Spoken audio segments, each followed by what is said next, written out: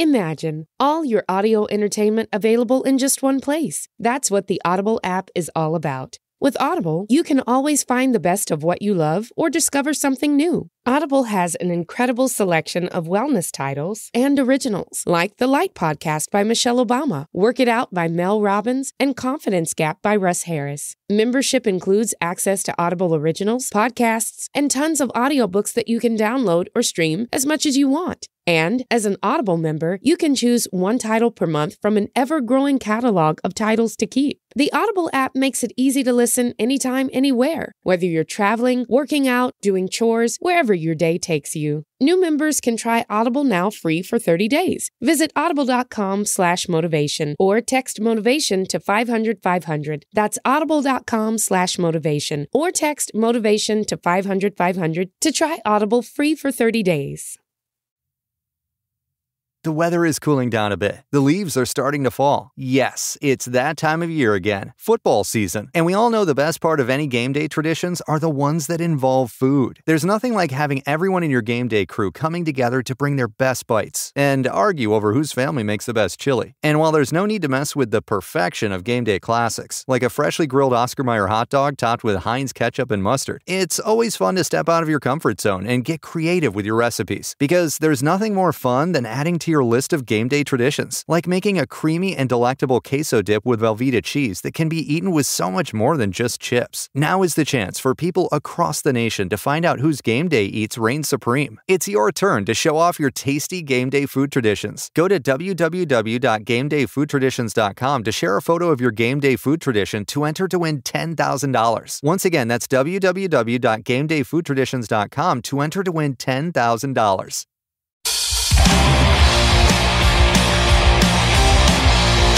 This is Full Change with Tom Laidlaw.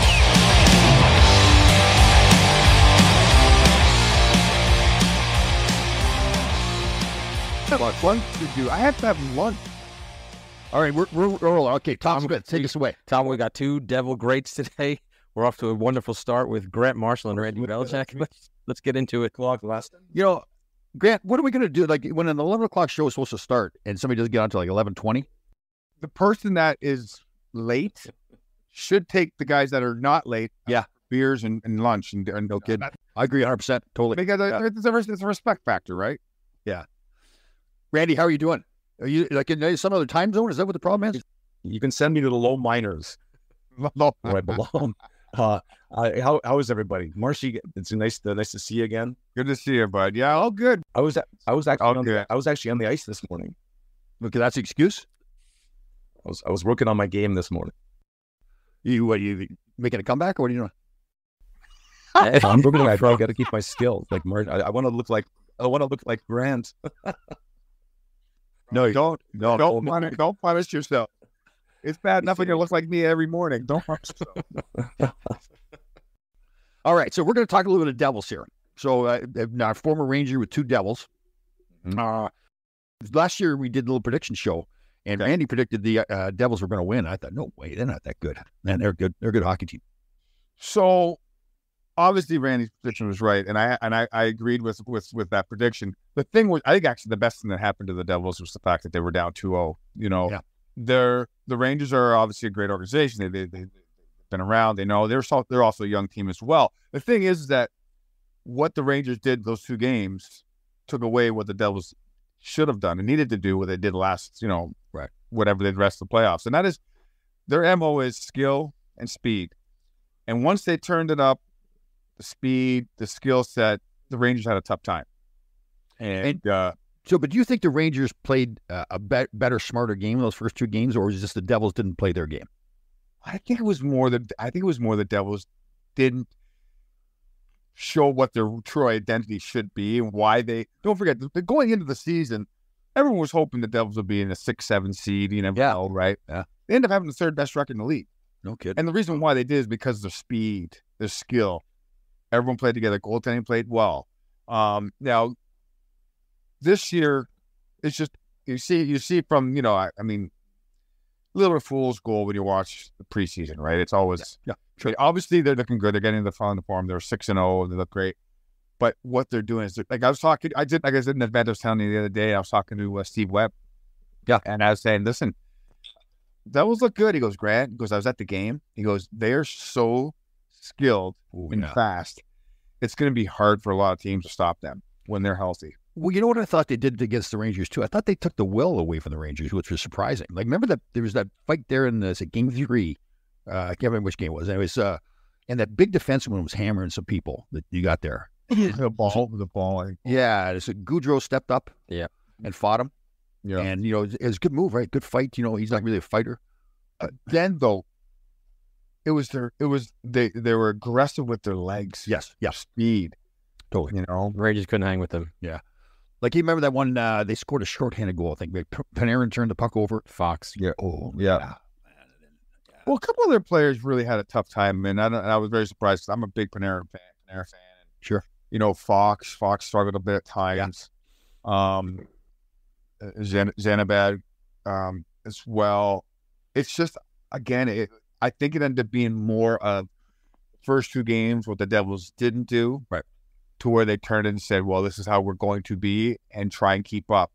And, as good as Rangers are, a lot of teams, even, listen, the reason why they lost to Carolina was as an experience thing. I knew going into the Rangers thing, their experience was going to hurt the Devils for a bit, which it did at the first 2 games. And then it took over once they realized their identity is their speed and their skill. And it just happened to come to an end with Carolina. Good hats off to Carolina. Yeah. So, Randy, we asked Grant what he thought of the Devils right now and how good they're playing. What do you think of the Rangers? You have a chance to watch them play?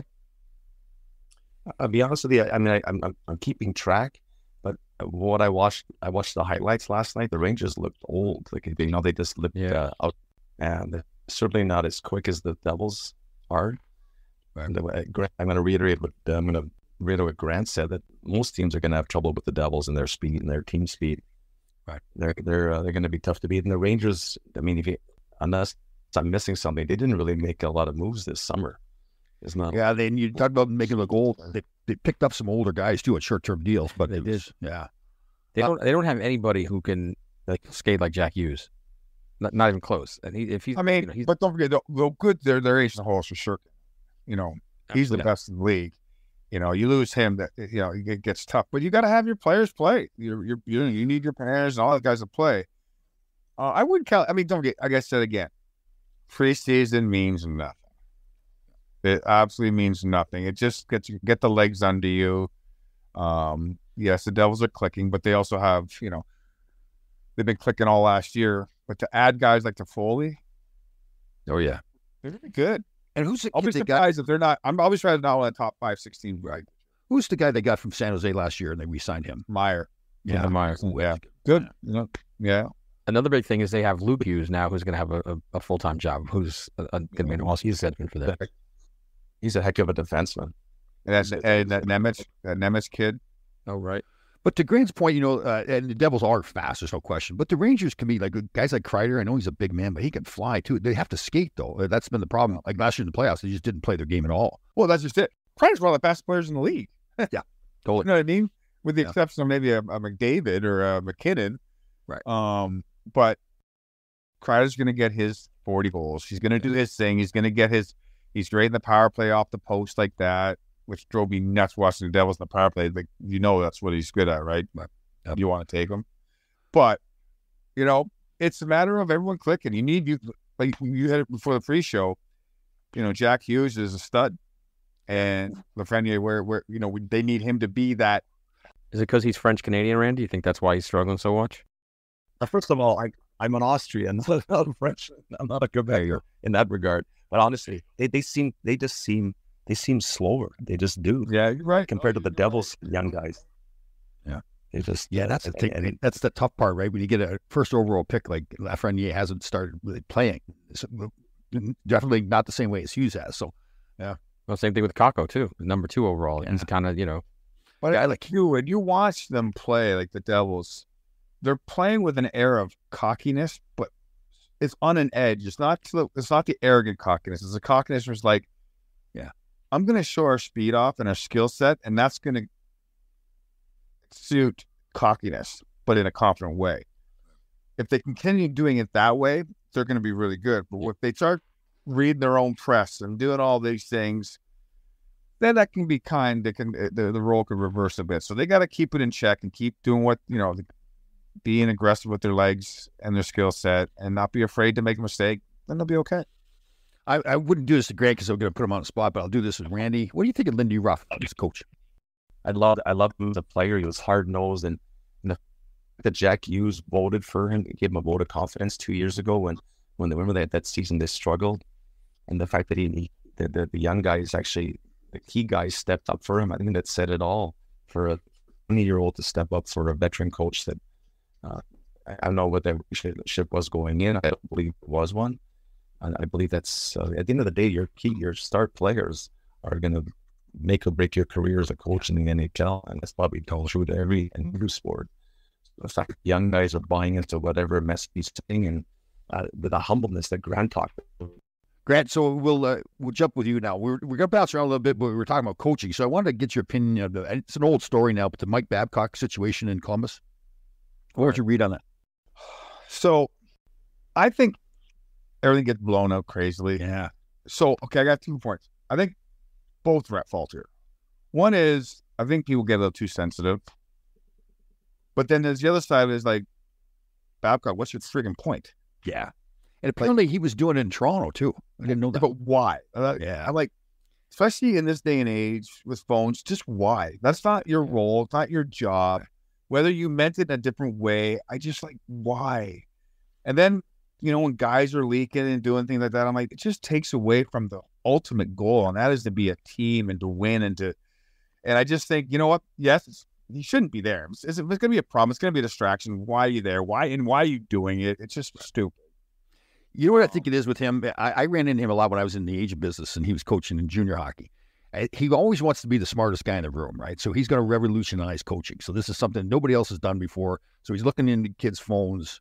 And imagine you're a young player coming up or you're a fourth-line guy, and you think it's intrusive. You don't want him looking at your phone. You can't say anything because then this guy controls my career. Right? That's the problem by doing it. So, but my question to him is, why? What do you gain? What do you want out of that? Like, what are you gaining? Like, It's just that being like that Mike Keenan school of just being a dick to the players. Is that what it is? I don't think he really was, especially now because after being away from the game and coming back in.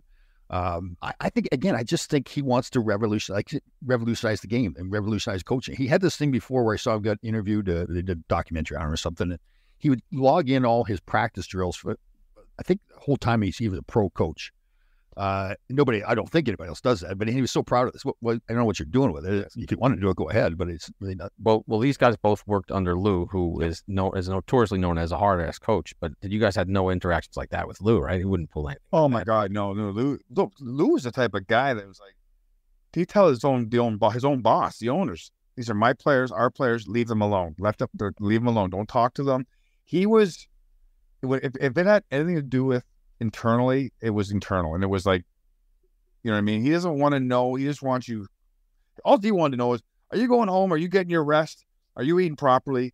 That's all I want to know. Get your ass to the rink and let's start working. I'm glad we brought up Lou because I've heard all these like he's hard and everything, but if you're on his team, right? He loves you. Like, yeah, Randy played for him in college, so he's got another insight into that. And Randy knows him even more than from an earlier standpoint. But to me, he's like a second father. He was. Like, he was hard. Like, he was tough on me. He was a prick and when needed to be a prick because he knew what each individual on the team needed, and he knew how to get the best out of you. But he also, which the best quality of him is that he really did. If you're loyal, he cares about you a lot. Yeah, I've heard that. And I got a funny story. Kind of a touching story for me was when I texted him a while back over the year when it was birthday. I wished him happy birthday. And he said, thank you. We're back and forth, a couple of jokes. And he said, he goes, you're definitely one of the better Devils that we've ever had because of your character. And I said, oh, I appreciate that. He goes, no, I mean that. So when he talked, it was really like kind of cool because I was just a third line guy. Right? And for him to go out his way to say those actual words, it comes from him in the heart. It kind of means a lot. If you're loyal, you know this, Randy, if you're loyal to him and you're that's loyal. It's not about being loyal to him. It's being loyal to the brand, being loyal to the jersey, being loyal to the state, the city. You can call him. I can call him up, and he'd be there for me if I need it. Well, Tom famously played for Herb Brooks, and if you were one of Herb's boys, like Tom was, you were in. If you were on the outs with Herb, you were done. Yeah. Yeah, there's nothing else. There's no gray area. And it's weird, like some good guys too, like Dave Maloney, he started off being one of Herb's guys, but then all of a sudden, Mike Rogers, the same thing. He just didn't want him on the team anymore. It was pretty clear. Yeah, the great players too. So. For the current team, the guy that gets, to me, the most credit right now is Tommy Fitzgerald. Yeah. I think, correct me if I'm wrong, he wasn't even nominated for GM of the Year. Yeah, I know. I think he could have won. Not even nominated. You know, that's kind of a weird award because it's a lot of the work you do in the previous years really comes to fruition in that one year, right? So, yeah. Interesting. I mean, the acquisition in the whole year and keeping the team listen, you talked about Lindy Rupp. Going into it, I was like, I don't know about this, Yeah. And because I was a big fan of, for a 3-year deal, I was a big fan of Gerard Gallant. Yeah, me too. Players coach. I love Gerard. I know him really well. He coached me. So I thought he was younger. I thought he was a better fit. But when you get the endorsement of your star player, like you said earlier at Hughes, and Hughes coming out at the end of the year, his contract saying, guys, enough with the contract. If you want to be here, sign a damn contract. We have a chance to win. That means a lot. And good for Lindy Ruff. Randy, who'd you have as coaches when you were with the Devils? Amongst others, Jimmy Schoenfeld was one. John Cuniff was another. Oh, yeah. He didn't coach that long. Remember Doug Carpenter? Yep. Yeah. He's one of the, he was, he ended up in Toronto later on. And I get the whole host of, I'm trying to think who else was there. Was anybody else there in the interim? Well, the reason I brought it up, that's the thing with Lou. He did change a lot of coaches too, right? As much as like, oh my gosh. Yeah. Yeah. And one thing about Lou always, and Greg, you can attest to this, Lou was very close to the players and certain players in particular. Lou set up also the team. And that's why Robbie didn't last, because in Lou's mind, somebody, whoever he polled, wherever he spoke to privately, amongst his core players, didn't vouch for Robbie Fatorik, and that's why that move was made.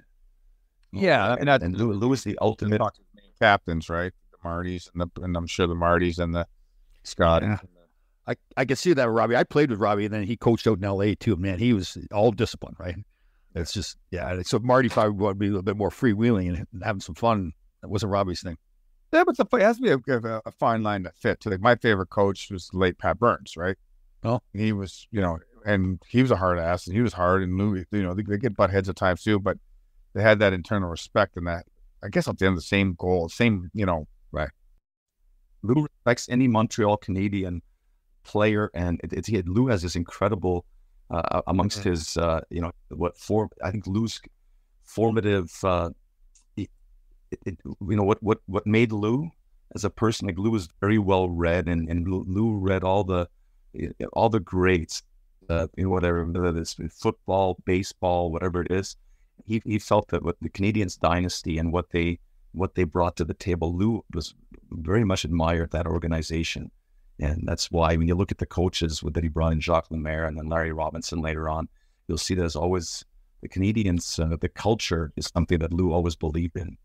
I'm trying to think. Vince Lombardi is another one. If you go to Lou's office, Grant, you'll see you see the books of their biographies or autobiographies of the legendary sports. Yep. Yankees, hero in all walks of life. That Lou believed in that, and that's part of the reason. Certain Pat Burns being another, why he was hired. Randy, did Lou change much from college to pro, or was it the same guy? The real Lou really didn't change a lot. Lou was always a player's guy. Whether he coached me in college, but he was also the hockey director at Providence College. But he supported his coaches and at the NHL level. And he always had definitely tapped into his players, so he always had a real feel of the team. Long before, nowadays the guys are they're wired up. They have heart monitors on, and that they're perpetually being tested. Lou already began that whole culture in college, where he was so far ahead of his time. even in the college ranks. And by the time he came to the NHL was sort of the NHL. I think I learned a lot from Lou and how he treated his players. The whole putting them on a plane and chartering them and offering them team meals in the mornings and afternoons. That was something he did in the 1970s at Providence College, long before anybody at the NHL level. Tom, when was the last time when you started your career in the NHL, did anybody have a team meal? No, well, we had team meal day of the game, but the team supplied the beer back then. That's all they supplied. And there was lots of beer. It was like, to your point, Randy, it was the old school. It was, seriously, there's beer in the locker room, beer on the bus, beer on the plane. There's the one meal day of the game. And I think we had to pay for it out of our per diem that we got. We did. Oh, no, absolutely. Lou had morning breakfasts. He had post-game meals. He had special, we were being hydrated in special ways. He had team doctors that were studying our, the heart rates, and he was so far ahead of we had a nutritionist, we had a massage therapist. Now they all have massage therapists. We were chartering the games long before anybody got on the charter. Yeah. Well, also, correct me if I'm wrong, but didn't he have the team stay in the Glen Point Hotel during the playoffs too? Like, stay away from their family, stay in the hotel? Oh, we do that. Yeah, we do that. Which they're all doing now. All right, with Lou now then over with the Islanders, it's not like they're not doing well, but he hasn't quite had the same success. Do you think that's more of a byproduct of what he inherited when he went there, and the cap system and everything? It seems like he hasn't been able to make as many moves I saw him make in the past. Matt, what do you think? You're only as good as your scouting staff, and the Devils. Well, Devils have a heck of a scouting staff, and I'm not disparaging the Islanders here, but that and the Devils have done a heck of a job. Yeah. Do you say that because they found both of you guys? Is that why you say they have a good scouting staff? I think you're right, though. I know you're in some way right there. I mean, it's hard to always just say, well, he's lost it. He doesn't have it anymore. Now, it can play a bit of a part, but every organization's different. Every organization's got a different philosophy. His philosophy is always still going to be the same, but it has to mold with the players that you have, and it's hard getting those players that you had in the past. So I still think the Islanders are going to be good. He'll still try and find a way. But there's so much parity in the game, and you got some of these players that are just so good. I mean, they're so dominant. I mean, Edmonton, for crying out loud. That team should have won 2 cups already. Yeah, but they even got drafted. Everybody's like, oh, Oilers are going to win a bunch of cups now. It takes a lot more. It's just it's so hard. So you just, it's a fine line, right? It's the cap is deadly too. Like you have to negotiate. You have to navigate that really well. Where's the goalie? Where are the goalies? There's not any goalies. Good point. Yeah, with the Oilers are a perfect example. Yeah. Well, speaking of, what do you guys think about the Devils' goaltending situation now? So again, like that. Honestly, last year you're going to need a stud. You always need a stud. Okay, I get that. Last year they played great. They struggled a bit. Velischek struggled a bit in the playoffs. I think it's a case where money has to play a part, cohesiveness. The guy from Winnipeg, I love, but he's going to cost $8-9 million, right? Yeah. Velischek, but they're doing well. So it's one of those. Don't forget, it's a hard thing because if the Devils score 5 goals a game, goaltending somewhat becomes a little irrelevant. You just have to give up 3, 4. Yeah. But it's the games when you're teams are going to shut you down a bit and you're only getting 2, you need that save. Now, last year during the regular season, they, for the most part, had it. But it's just, there's 2 seasons. You guys know that. Regular season and the playoffs. And people would tell me, oh, if you're struggling a little bit near the end of the season, you're most likely going to struggle in the playoffs. And I call that bullshit because you can turn it up in the playoffs. Yep. The St. Louis Blues, and what was the year they won it before 5 years ago, barely made the playoffs, won the cup. You can turn it up. It's 2 seasons. You just got to get to the playoffs. Yeah, that's right, too. Everybody says that all the time. Remember back with Montreal, I think it was Patrick Roy's first year. They'd lost like the last 9 or 10 games at the end of the year, and then all of a sudden they go on a run and win the Stanley Cup, right? So, isn't it funny with hockey how all these sayings, you can't turn it on and all that kind of stuff? Yeah, I hated that. I'm like, yeah, you can. I'm going to do it right now. Like, fine. You guys play the Canadians that year? Were you there? No, that first year that he had, I was with the Rangers, and they beat us in the semifinals that year. That's when he was on fire. There you go. At the end of the day, it's always the goalie. It really is. Well, you know what, though? There are exceptions. Remember when Chicago won the Cup against Philadelphia? Corey Crawford. It's 2 backup goaltenders, really. Well, but to your point, it usually is correct, but there has been times where backup goaltenders. But that's where this game is, I think, is a little bit different now. Like I said, you got teams that are scoring 6 to 7 goals. Yeah. I mean, for the most part, you're not going to give up 8 goals. Right? Well, then to Grant's point, the Vegas Golden Knights won the Cup with a 5th-string goalie last year. Yep. So it's like, you know, whether you're the first string, got to stop the puck, big save, at a chance. But you know what? Hit a big save.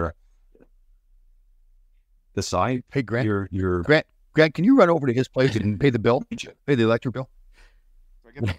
Randy, Tom said you didn't pay your Wi-Fi. But again, like, I know I'm standing in front of my modem. Can you go inside the modem, Randy? I don't know what's wrong. I'm literally 1 foot from it. Can you? Maybe what you should do is pull down your pants, open the fridge door, and slam it on your pecker, and then come back and see if that works. Like, but if you're gonna try to say like, okay, well, like Velischek's been great for them. That's young kid Schmidt, you know. But then again, you can turn around and say, well, if I have Shesterkin on the Devils, right? What are the guys? The team's gonna say, everyone's gonna say, book it. They're gonna win it all. That's not a guarantee. No, I know. Well, you brought up Gallant before, and I was a huge fan. I still am a huge fan. Yeah. But his design was, we've got a great goaltender. We don't care about giving up good chances. Let's go score goals. That was the design. So that's why I kind of was surprised. I heard he got in a conflict with Drury, so that's why he got fired. But I love the way he coached. Well, when you get shut out twice in 7 games, that's not really, you're not scoring goals, you know? Well, yeah, but that's on the players. Yeah. You know, I thank you. Yeah. I so agree with that. It's like, at some point, listen, I get you can't fire 23 players, right? But you can also put them on notice too. Like, come on, guys. Yeah. Isn't that true? Isn't it true? A coach can have success. Like Gallant did his first that year. They went to the semifinals. Now all of a sudden they come back the next season. Now he can't coach. He gets fired. Right? I was like, it drives me nuts. No, I also know. Okay, well, after 3 years, chances are they're going to get rid of them. We'll get everybody. That's why it's a 3-year job, right? For the most part, right? Yeah. But that's strange. We talked about Lou before firing all the coaches, but they still had successful organizations. You kind of wonder, okay, what difference does the coach really make? Right? I mean, because it's all about having the character and identity. Yeah. And Randy, Lou is all about character and identity. He was the one who installed that in everybody. So he also knows when he's going to hire somebody, when he interviews them, like, this is who we are. So it's not only do the players have to buy in, the coach has to buy into that as well. Yeah. With that philosophy, you can still bring your X's and O's that you want to kind of think and do, but at the end of the day, we're Marty Brodeur, we're Scott Stevens, we're Niedermeyers, we're the LA Ashes, we're the guys that are molding that process of how we're going to play to whatever X and O's you want to implement. The one exception to that was for me in my career was Herb Brooks. So we had my first year, we'd had a terrible season. In the regular season, they fired Freddie Shero, and then Craig Patrick took over, knowing full well the next year he was going to bring in Herb. But we went on a long run in the playoffs, went to the semifinals. So as you guys know, normally you don't fire a coach at that point, but it was already known that Herb was coming in. So he changed the team. We had a big, tough, physical team. Eddie Hospodar, Chris Katsopoulos, a bunch of we beat up LA, we beat up St. Louis. And then now Herb comes in, it changes the whole system. Now it's all young kids who are the Smurfs, fast skaters. The big guys are gone. So that was the rare exception, but it was a weird deal, right? Because the coach got fired halfway through the year, and a GM on an interim basis now takes over the team.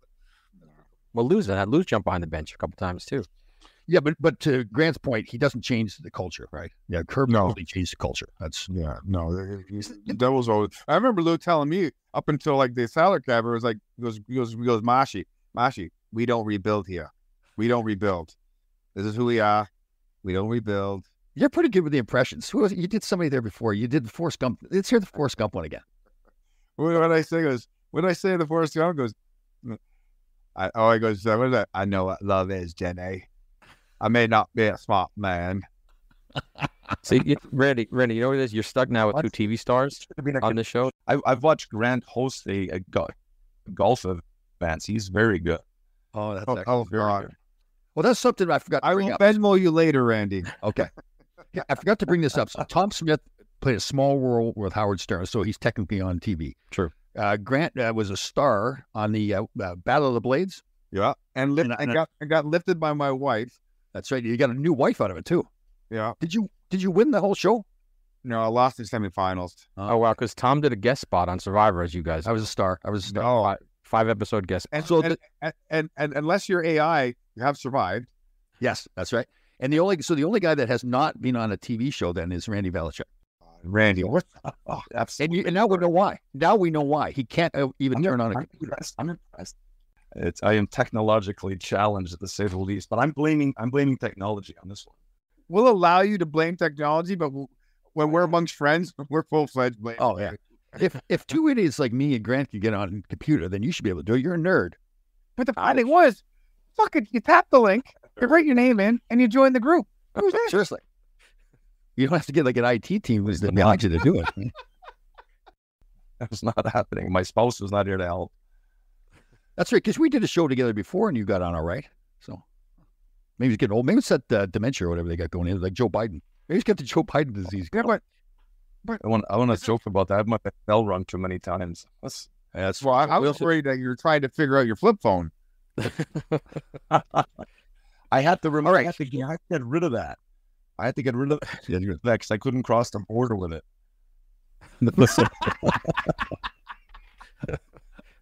That's cool. All right. So other than the Rangers and Devils, who are your top teams in the NHL? Grant Mark. No, go ahead. We'll get Randy first to see if he's on. Yeah, go ahead. Oilers only because they've got the big guy. Vegas again. Carolina for sure because they're almost there. And then I'm not a big Leaf fan, but again they you know what, I'm going to take them out of the mix. Yeah. I don't think they've got the character up there. Yeah. Those. Yeah, I that's about it. Obviously, besides the Devils, who I think is really going to be strong this year, and I hope they are. I agree with Randy. You like the old thing. You got to be the best. You got to beat the best. And for the last 6 years, Vegas has been one of the best teams. Yeah. Again, there's not a lot of people I'll pay to watch. I'll pay to watch McDavid skate every day. Yeah, no kidding. I think he's at a different world. I think the team has to play better around him. Goaltending. And you know what I like? I like Colorado. I've always liked them. I'm a big McKinnon fan. I like how they can play. The Makar is phenomenal. No, McDavid too. Yeah. I think they're a team that when they lose, they beat themselves. But I like them. I like McKinnon. I think McKinnon. I would rank. I would rank McKinnon up there with McDavid with the way they skate and play. Yeah. I said McDavid. It wasn't McKinnon. I mean, I love him the way he plays. He's a big bull too. Yeah. Oh yeah. How do you guys think Connor Bedard's going to do this year? Oh, I think he'll be fine. I think he's going to be a stud. I do. I think these guys who's surrounding him. Canadian. What's the entourage? Yeah. Well, they brought in guys like Domi and Corey Perry. Right? I think he's got that it factor a bit though. No one has the McDavid it factor as far as I know. Right. Crosby was that one, but he's gonna be good. You watch. I think he's gonna light up. He's gonna be like a Jack Hughes in some ways. Well, you brought up Pittsburgh, Derek Crosby. What are they going to do? You think they'll be good? I think their time is done. I think Malcolm. I do, but they're all 37 years old right now. Yeah, I think it's still. I still don't mind watching them play, but I don't. I'll be very surprised. Ovechkin, there's another one. Wow, what's going to happen with that deal? I know. Right? You guys think he's going to do it? Think he's going to break Gretzky's record? I think he will.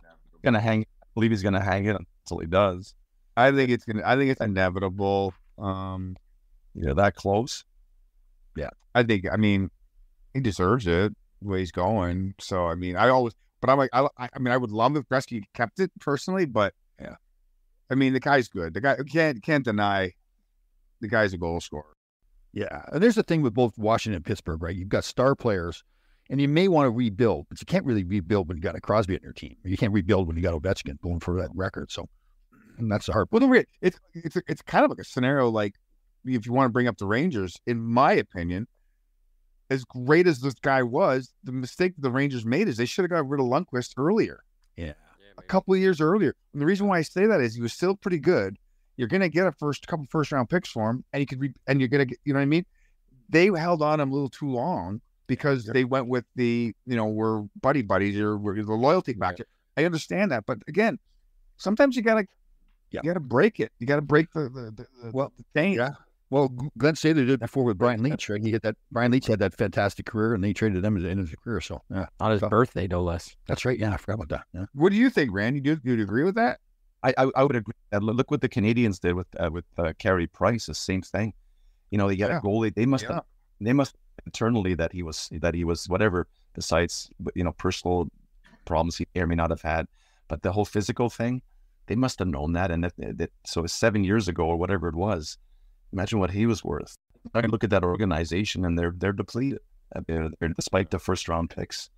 Detroit did that for many years too, right? Like trying to stay in the playoffs all the time, so they really didn't rebuild fully to try to go for a cup. But that was unusual too, because Mr. Illich, he was getting older. They knew he wasn't going to last forever. They wanted to keep that team just in the playoffs, that long stretch. Was it 25 years, whatever? Yeah, they're good. They're good now, though. Well, don't forget about that. But see, I just finished saying a little while ago that when Lou said to me, "Goes, Marshall, we don't rebuild." Well, that hurts you. Yeah. So I understand where your loyalty and you like the experience. Experience is everything, but eventually you kind of have to know how to rebuild. Right. Has that always been a thing in the NHL to rebuild, though? I think the cap really has forced that more. But prior to that, I don't think they really tore down teams and rebuilt them the same way they do now, anyways. It was weird because Lou seemed like he was so good at running a team when there wasn't a cap. He was a hard ass with negotiations with contracts when there wasn't a cap, and then when it came in, I think it got a little bit more. Had to figure this all out again. And I'm like, you kind of made the cap the way it was. You were good at doing that. Yeah, no kidding. Yeah, remember some of the stuff that he didn't, was the Scott Stevens things, the compensation and all that? Wasn't there a whole bunch of kind of precedent-setting things that he did? He always, I don't know, for a certain period, he always had like a certain deferred money, and he always, like Marty, like people, I guess would say, I don't have 100% knowledge of this, but like Marty was always like the fifth highest paid goalie, but he's like the greatest goalie ever. But I'm thinking about, he's got millions on the back end, coming to him when he's done. I would think, and rightfully so. So I think it was just smart business. Now, I totally respect Marty, great guy and everything, but Grant, you need to get to him, like get him on a treadmill or something, right? Like, there he is. No, you know what? It was funny because, as people say, he's gonna have the best body or whatever. He's a big guy. Right. He's so athletic. It was not now, though. Not now, though. No, but you know what's funny? Look, he's done now. He doesn't need to be. Yeah, but he's a sumo wrestler now. Like, he ain't that big anymore. No, he's not. Oh, no.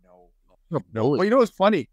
I'll tell you something funny. I remember when I was retired, and he was playing. It was near the end of his career there, and Lou asked me if I'd go to Long Island to do, the play-by-play because one of our regular play-by-plays was sick. So I said, sure. So I went to the pregame skate, and I was talking to Marty, and Marty was hurt. He had that arm injury. It was pretty bad. And I said, what's going on with you? And he says, oh, Marsh. He goes, when I was playing good, he goes, I never worked out. But I thought I'd spend this whole summer working out and getting in better shape, and I'm hurt all the time. Yeah. He got hurt at the dinner table. They were cutting a steak or something like that, or cutting a donut. Hey, Tom, if I could be him, I'd be him every minute. Oh, I know. Yeah. He is. Well, there's two of them now. As big as he is, I couldn't believe how athletic he was on the ice.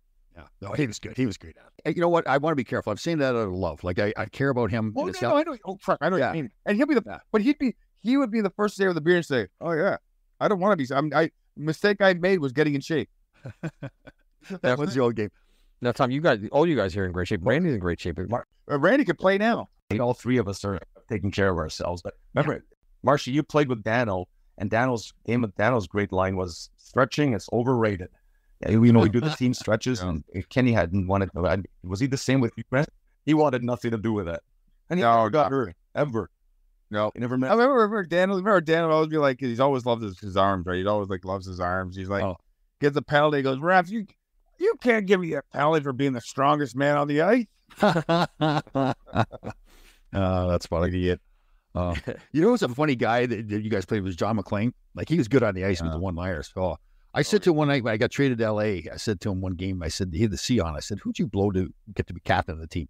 He goes back and looks at me like, this disgusted look. He goes, Laidlaw, who's your bull to still be playing in the league? It was most ones, what do you say to that? Well, who was it? Touche. I agree.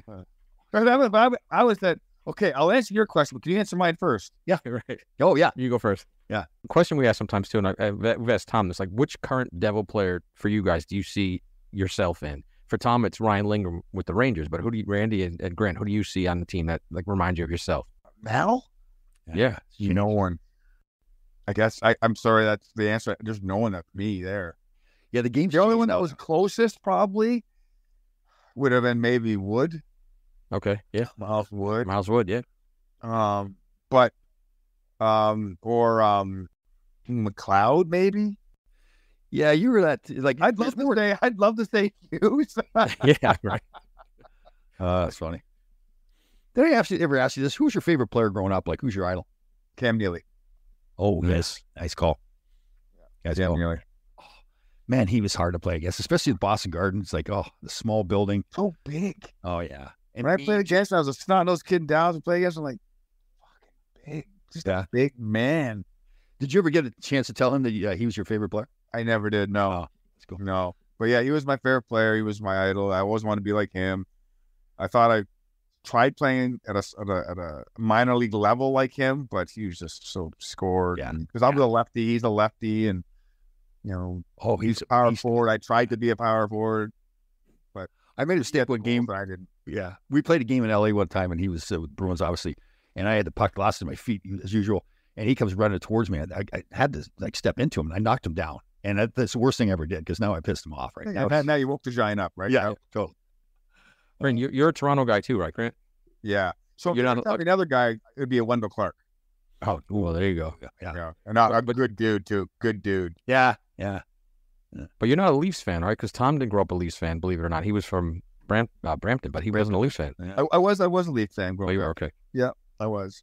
I was a Leaf fan, but I was also a massive, believe it or not, Quebec Nordique fan. Oh. Loved their uniforms. I loved the Adams. The Adams division was the best division. You remember? Yeah. Watching them go, the Bruins, the Canadians, the Nordiques, with Hartford Whalers. Yeah. Peter Stastny and all. And it was like the no signs on the boards and Colisée.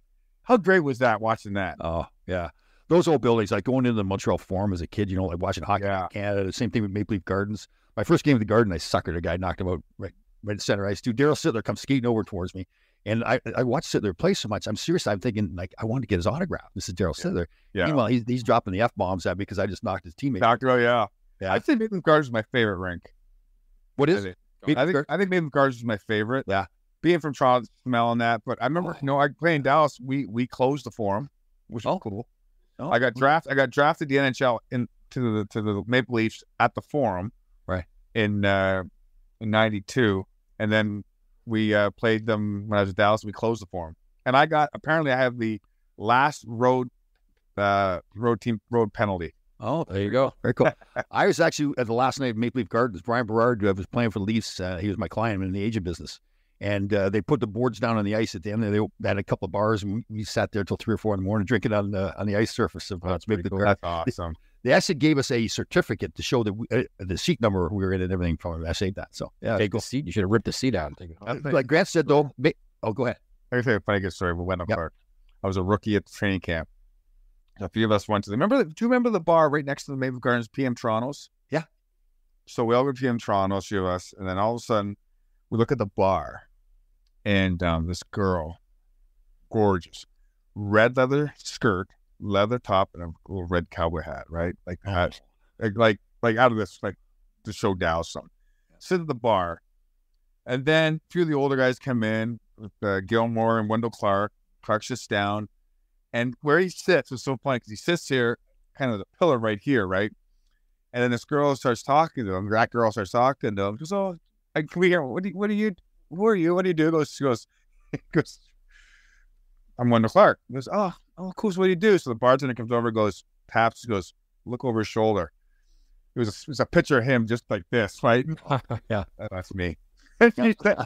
Within the hour, they're gone. They left. Oh, that's funny. Other than that, that's me up there above me.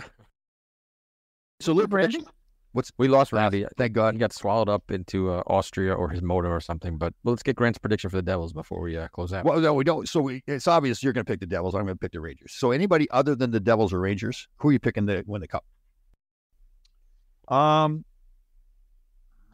Man, I'm going to go Edmonton. Oh, you're fine. Wow. You think they've got the goaltending? That's the only thing I'd question. No, but I think they can. Yeah. Somebody gets on a roll. You know what? I think McDavid's just unstoppable. Yeah. Dreisaitl's pretty good too. Back? Is it Kane? Is he still back playing? Yeah, he's with them. He was injured, wasn't he? Yeah, he cut his wrist or something, right? Yeah. Something like that, right? Yeah. Yeah. Now, I'm saying that with not the most confidence. I just like them. Yeah. Remember a few years back, everyone would say, who do you pick? Remember when like San Jose was always the top team because they were the biggest team. They're always, and then they just fall apart in the second round or first round. I know. Even Tampa before they finally won a cup, they lost that first round 4 games straight to Columbus. Oh yeah. So I like them. You might see a dark horse come up. The Devils were a dark horse last year. Yeah. Well, how far do you think the Devils can go this year, realistically? Oh, they could literally go all the way. Rob? Yeah, like you mentioned, well, I don't know. I don't want to be that. I don't want to. Right. But they have. They're 100% can go all the way with their speed and their talent. Yeah, right. But Carolina's a scary team too, right? They're good. They are. I gotta think if it got down to the Devils and Carolina, I think Devils now know, what Carolina did to them, and they know how to counter that now. Yep. I mean, don't forget Meyer missed the net to maybe extend the series. Yeah, now woulda, shoulda, coulda. I think Carolina still won because they're a solid team, but it's little things like that. So I think, I like the Devils if they're healthy. Yeah. Oh yeah. And if the Rangers they've got the talent to do it. As long as they get going. Yeah. Oh, Florida. Yeah. Don't sleep on Florida. Florida's good team. Yeah, and they have the goaltending too. Yeah, they're good too. I'm with you. That Colorado, I love the way they play. They had a lot of injury on last year, right? Wasn't there a few guys hurt? So hopefully that McCarr is stupid good. Yeah, unbelievable.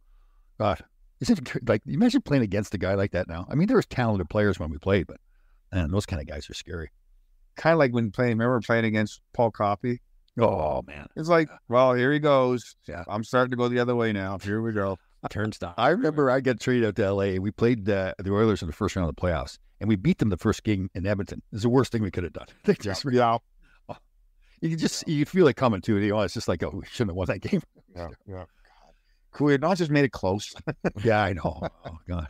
I used to the coaches at the start of the series, tell you here's all the tricks we need to have to win this series. Yeah. And so they had the one was when Coffey came into the zone, hold him in the zone, hold on to him.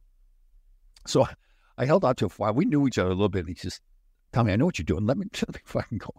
Yeah, play off of me. Stop. Yeah. That's good. Well, listen, thank you very much for coming on. We lost Randy Velischek. We lost him.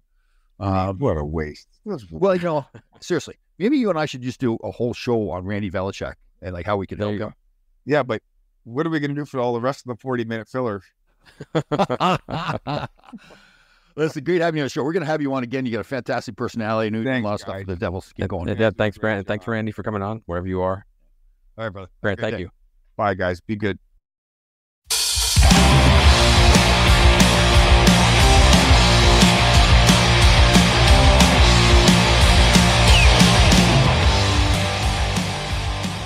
Some funny parts of that show. Yeah. Our Devil show with Grant Marshall and Randy Velischek. Randy had some technical issues. He was there. He's in and out, but Grant was funny. Oh man, Grant Marshall's up. I didn't realize he was so funny. He has a great line. Yeah, he did his Forrest Gump imitation. Yeah, he did some good impressions. See, that's the thing him and I have in common. The imitations that I do are very similar. No, but his are good though. Yeah, so much. Are they? Oh, totally. Yes. No, I don't. See, I just continue to tell myself that I'm good at it. Yes, and then I'll eventually just believe. Yeah, false confidence. That's fine. It's all good for you.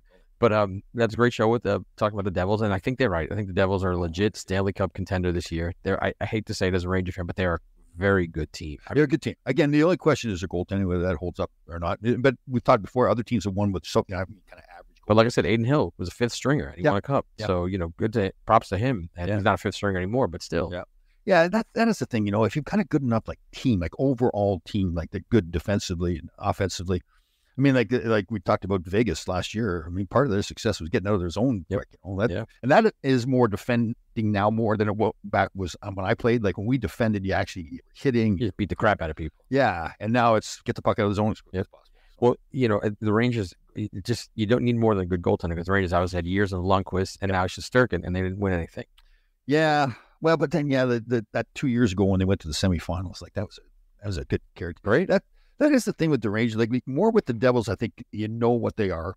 They're a young team, skilled, fast, really fast. Really fast. The Rangers have all those factors. And again, will they play as a team that way? And again, they've shown that they can. 2 years going to playoffs, they were fantastic. They were down in series to Pittsburgh and came back. Yep. But this last year, and again, it was only one series last year, but it was really, I'm sure it was disappointing for the players and all the staff. Bad taste in their mouth. Yeah, just that lack of pushback. Passion. Yeah. Heart. And that's the thing. They've got it. There's no question about it. That team has it. They've shown it. It's there. It's got to. And I'd really love to, find out behind the scenes. Like, what happened last year? Like, clearly it was a mental thing. It wasn't physical. Well, you work for the Rangers. You could probably ask around, right? Yeah, they're not going to go and ask that question. Yeah. But let's get back to the matter at hand. The Devils. The Devils are just tough. They're so good. Yep, they're a good team. And Grant brought it up too, though. That's one of the issues going to be, their experience. And again, it seems like every team goes through that where they're a contending team, and they have a good regular season, but then they bomb out in the playoffs. Well, they got smacked down by Carolina last year. Yeah, so that could be part of it too. But look, Jack Hughes is a certified stud, one of the best players in the game. His brother's going to be a stud also. They have really good young players. They're a wagon.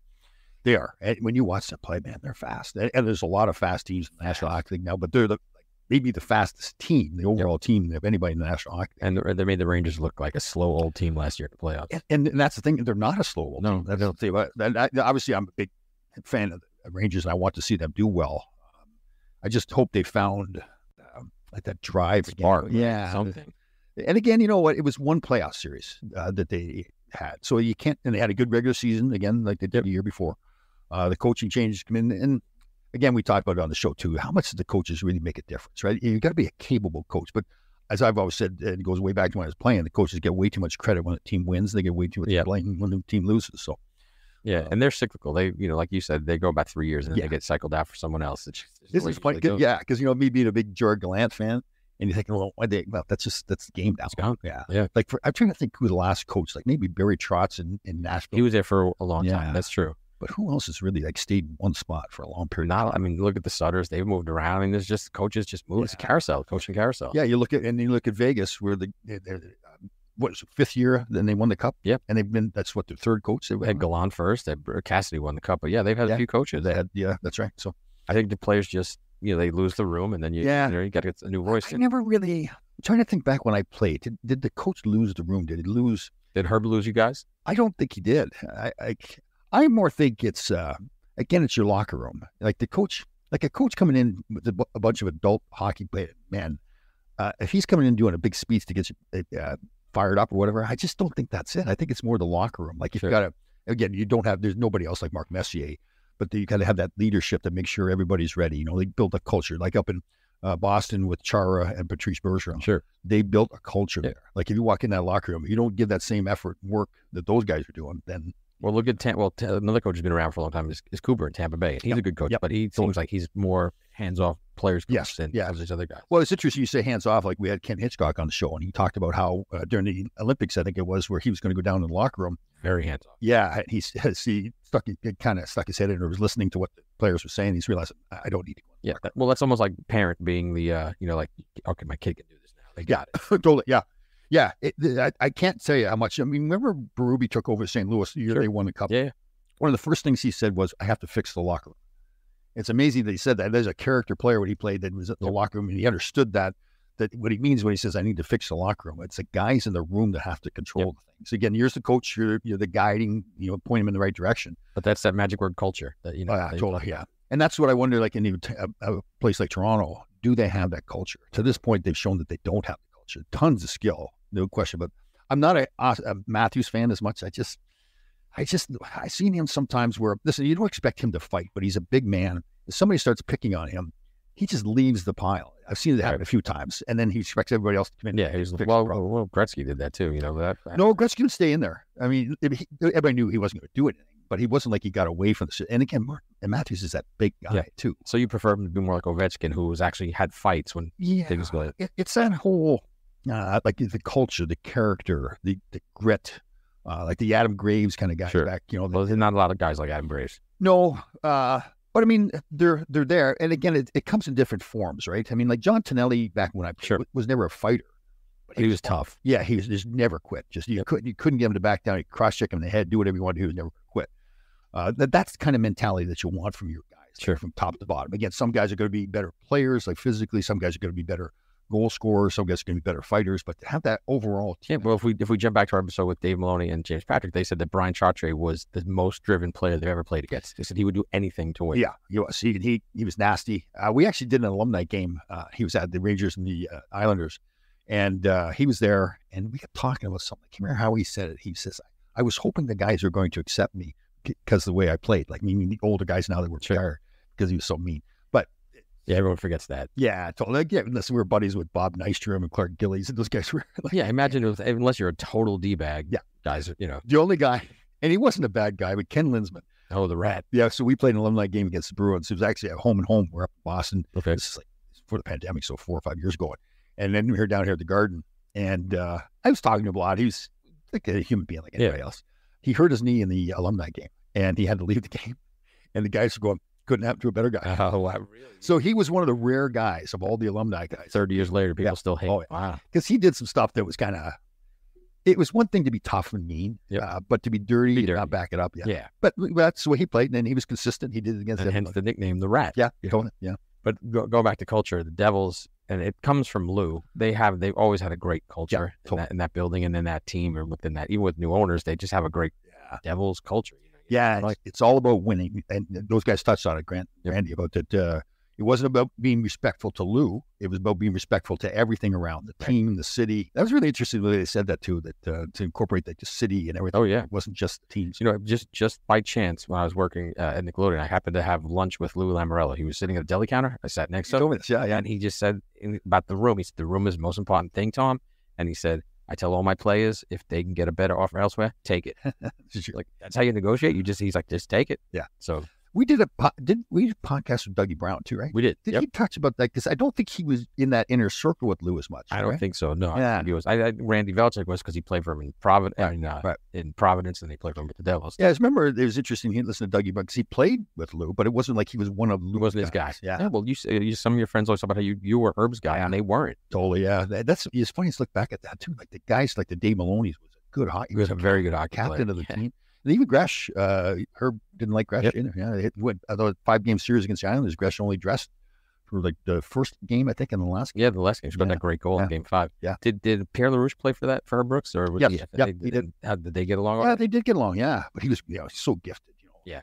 And to have him with like the Mark Pavages and the Robin Clanahans and those guys, it's funny watching those games now. The weaving and all that kind of stuff. Now it's every play you do that, but that was innovative back then. But I always talk about how I love Pavlich, but he was a typical Herb Brooks guy like yourself. He was just tough, and he just kept going. And he didn't stop. He wasn't a me guy. Yeah, that was the thing when we played against the Flyers and beat them all the time. We would say in the locker room before the series started, guys, listen, we're not going to outfight these guys, but we just play our game. Don't back down. Let them do all the stupid stuff they want to do.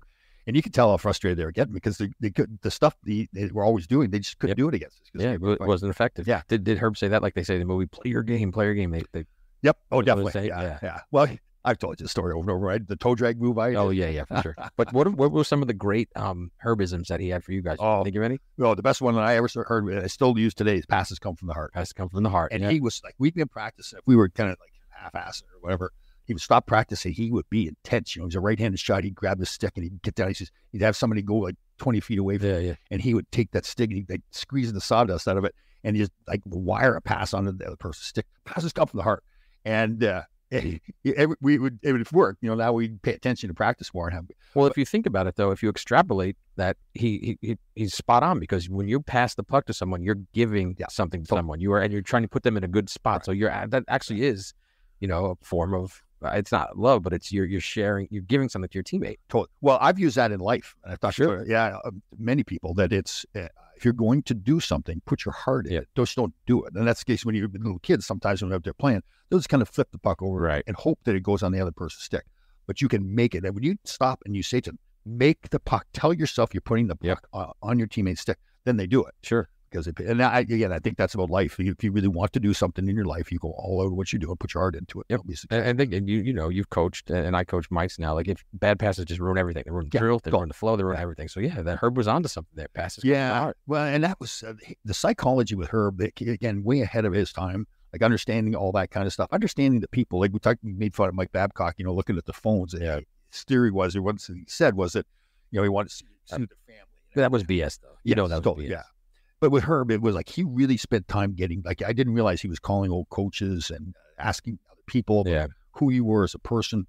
That's when I first went to training camp and famously was way out of shape. He said to me in the meeting after, and he was mad at me. He was going, listen, I've heard all these great things about you, and then you show up like this. Oh. And you must have died into overdrive, right? I just, again, one of those stories where you're stupid, you make a mistake when you're younger, but you recover from it and you get better. Because now, first of all, when he said to me, I've heard all these great things about you, that was a good thing. Right? Yeah. I felt like I built that reputation in 1 year that I was a good team player. But yeah. He basically told you you're pretty for a fat chick. Yeah. And you had to go take care of it. You had a great personality. Yeah. So again, not to go off the rails too much with the old stories, but the Devils this year, do you think they have a shot at winning the Cup? Oh, yes. No question. Yeah. Again, my only concern would be the goaltending. But the thing is too, if they go that far, obviously now they're on, and that's the thing with the playoffs. You get on a roll, you start feeling good about yourself, and you say, okay, here's what we have to do to win. You're so prepared now to do it. That, again, you get to that point where, okay, the goaltending just has to be good enough for that team if they really are that good, and they look like they are that good. Again, the Rangers look like they can do it too. They're talent. You look at the talent level with the Rangers. I mean, it's incredible. I'm with you. I'm a huge Ranger fan. I just feel like something's off with the team. I don't know what it is, but something is not right. But the thing, if there is something off with the team, that's very fixable. Like it's a mental thing. Right? Yeah, absolutely. Right. It's something somebody has to stand up. Like Trouba did it last year, early in the year. We threw the helmet against the boards. He did. Absolutely. It made them play better for a while. But Goodrow did in the playoffs and did nothing. I know that was the bad part. I mean, when you're watching that as a former player, you're going, guys, that's you cannot do that. Right. Player steps up who's not really a big time fighter. Taking on a 6'5" kid. And it was very clear. It was with a purpose. The kid had 2 or 3 big hits in that shift. Goodrow went right, 2 of them got in the fight. And then he turns around and looks at the bench and yelling something. So come on, let's go. Wake the F up, most likely. Yeah, and then nothing comes from that. That's the part. Like, oh, God. Even Shesterkin was yelling at them against the Devils. Yeah. He was yelling at the bench during the TV timeout. And to not get a response. That's that's wrong. Something's off. Yeah. Again, like a guy like a Kreider, who I think is a great leader, that would be the knock. That is the knock that a lot of Ranger fans have with him, that he can show sometimes where he can just do everything, fighting, leading, skating, scoring goals, whatever it is. Then sometimes it's just not there. I think they need one of the young guys or someone to just have a breakout year, like a Keandre Miller or a Hedel or a Kakko or even Laff, just really just be a stud. And then that changes their fortunes. I think if that doesn't happen with those guys, they're in big trouble. Well, yeah, and that's the thing. When you look back 2 or 3 years, you say, well, the Rangers have got a great future ahead of them because all these young kids. If they don't turn around, and again, they've shown they can do it. Sure. But if they don't get it going, then you're saying, well, okay, what are we doing? Right. Because the future becomes a present really quickly. Again, with Shesterkin and Nets, you've got a certain window there of him being the player he is now. What is that, 10 years, 12 years, whatever it is. Again, I just, being in the mental health world too, you just like to to figure out, like, okay, sit in those get rooms, in there. Talk to the guys, say, okay, what is going on here? Why are we not getting the most out of this team? Especially when they show that they can give more and they don't do it. So listen, we'll let new coach in town, so new voice. So, but as a mental health advocate, do you feel that it's okay for you to bully someone like Marty Brodeur about his weight? That was out of love. I mentioned those comments about him being like 2 people now. No, that wasn't. Because I want him to be healthy. Weird way of motivating. It's like a Herbie Brooks Jr. there, Well, yeah, there's different ways to get to him. He's a tough man. He's been, national hockey for many years, won championships. Hall of Famer. Yeah, so I felt that maybe he doesn't know that he's overweight. So maybe I pointed out. Well, let's try to book him on the show. We'll go from there. We can bring this up. Hopefully he doesn't watch the show. He's listening. Maybe he'll Wouldn't he be? He's a great guy too. I guess. Yeah, he's fantastic. Great personality, Hall of Fame goaltender. Yeah. When I was in the agent business, 22 years. Who did I have on that team? We were getting to lunch someplace in New Jersey, and he was there, and I hadn't seen him in years. And hey, Tommy, how you doing? Like he remembers everybody. He's one of those guys, a lot like Gretzky was, where yeah, they're really aware. Like they remember people. Sure. Did you play against him his rookie season?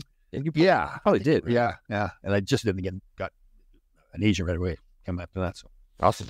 Well, let's see what happens with the Devils this year. It's going to be an interesting year. I think they're going to have a really good season. Yeah, it'd be great hockey around here, right? With the Devils, Rangers, Islanders again. Good. Yeah, they're not.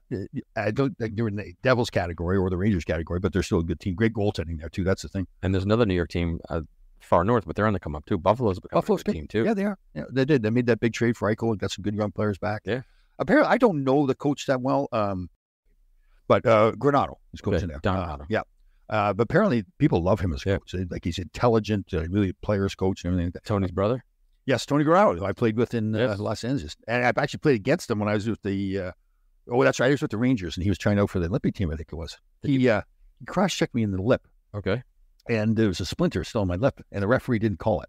So I knew the splinter. So I walked over to the referee and said, I think he caught me. He got me. Yeah. And the referee's actually kind of funny. He says, Tom, I'm sorry, I didn't see it. Obviously, he got you, but I didn't see it. And the coach at the time was, I can't remember who he was, but he pulled me aside. He says, I'm sorry, Tom. He says, because it's an exhibition game. Yeah, right. You don't expect that. But to Tony's credit, he was trying to make the team, and that's who he became as a player. He was a nasty player. He was, and he did famously get knocked out by Luke Richardson with an elbow. Man. You remember that hit? Oh, it was brutal. Laid him out, yeah. Tony played hard. He had a lot of concussions when he played because he just played so hard. He was that guy that wouldn't back down from anybody.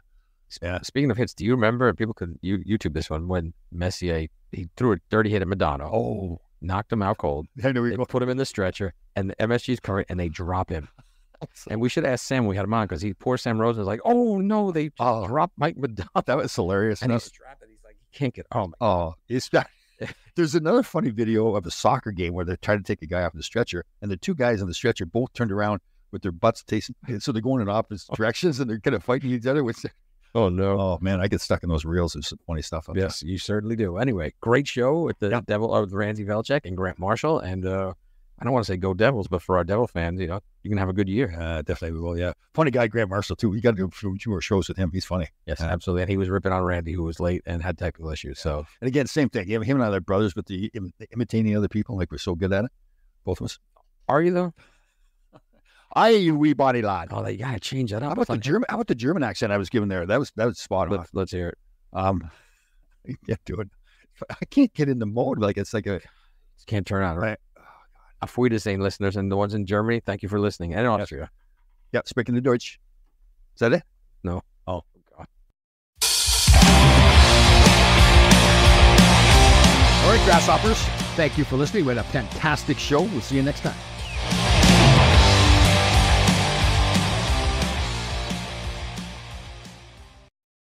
Botox Cosmetic, out of botulinum toxin A, FDA approved for over 20 years. So, talk to your specialist to see if Botox Cosmetic is right for you. For full prescribing information, including boxed warning, visit BotoxCosmetic.com or call 877-351-0300. Remember to ask for Botox Cosmetic by name. To see for yourself and learn more, visit BotoxCosmetic.com. That's BotoxCosmetic.com.